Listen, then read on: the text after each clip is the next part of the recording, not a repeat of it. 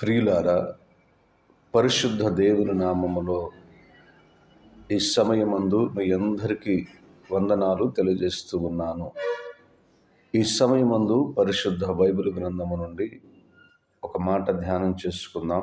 ఈ ఉపవాస దినములలో చూడండి, మత్తయి సువార్త 4వ అధ్యాయము 1-2 వచనాలు ధ్యానం చేసుకుందాం.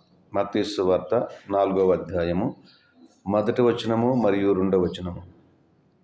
అప్పుడు యేసు అపవాది చేత శోధింపబడుటకు ఆత్మ వలన అరణ్యమునకు కొనిపోబడెను. 40 దినములు 40 రాత్రులు ఉపవాసముండిన పిమ్మట ఆయన ఆకలి కొనగా, 40 రాత్రులు 40 పగళ్ళు మన ప్రభు, మన ప్రియ యేసు ఉపవాసం ఉన్నారు. దేవుని బిడ్డలారా, మనము కూడా ఉపవాసం ఉండాలి ఈ 40 దినాలు. ఎందుకంటే అపవాదిని జయించుటకు, శరీర క్రియలను జయించుటకు, ఆత్మలో బలపరుటకు, ఆత్మీయంగా ఎదుగుటకు, దేవునిలో నిలిచినుటకు మనము తప్పనిసరిగా ఉపవాసమును ఆచరించవలనని దేవుని వాక్యం చలవిస్తున్నది.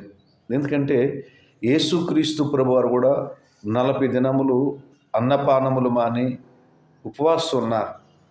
ఆయన బలమైన శక్తి కలిగిన ఉపవాసం ఉన్నారు కాబట్టే సైతానుని జయించగలిగారు. ఎందుకంటే సైతాను ఒకరోజు వచ్చి, నీవు దేవుడు అయితే ఈ రాళ్లను రొట్టెలుగా చేయుము అన్నారు. రెండవ శోధన, నీవు నాకు మొక్కితే ఈ ప్రపంచమంతా నీకు ఇస్తానని చెప్పారు. మూడవది, నీవు దేవుడు అయితే నా కాళ్ళకు మొక్కు అని చెప్పారు.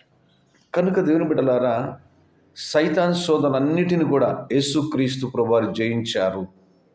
ఆయన జయశీలుడు, జయించువాడు. మనము కూడా జయించాలి అంటే యేసుక్రీస్తు ప్రభువారు లాగా మనం జీవించాలి. దైవభక్తిలో, విశ్వాసములో మనం ఆయనకు దేవుని బిడ్డలారా శిష్యులుగాను ముందుకు కొనసాగినట్లు ఆయన మార్గంలో మనం నడవాలి. అలా నడిచినప్పుడు మనం ఆధ్యాత్మికంగా బలపడతాం, ఆధ్యాత్మికంగా దీవించబడతాం. దేవుని బిడ్డలారా, ఈ కడపడి దినాలలో మీరందరూ కూడా ఆత్మలో శక్తిని, ఆత్మలో బలం పొందినట్లు ఉపవాసం ఉండి ప్రార్థన చేయడి. తప్పక బలమైన కార్యాలు, అద్భుతమైన కార్యాలు, ఆశ్చర్యమైన కార్యాలు మన కరుణారా మనం చూస్తాం. అలాంటి దైవ కృప ప్రభు మీకును మాకును అనుగ్రహించునుగాక. ప్రభు మిమ్మల్ని దీవించునుగాక. ఆమేన్, ఆమేన్, ఆమేన్. Praise the lord.